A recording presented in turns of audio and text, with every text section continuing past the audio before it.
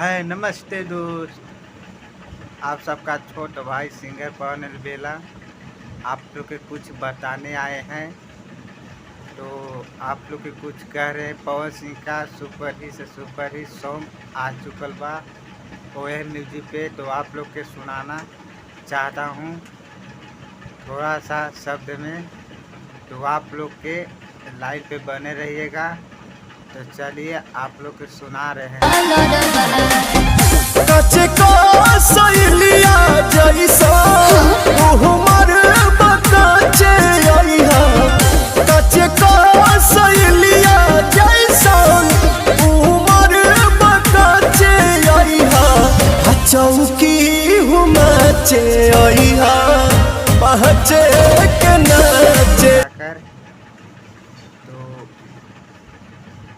Comment में बताइए जाकर जरूर।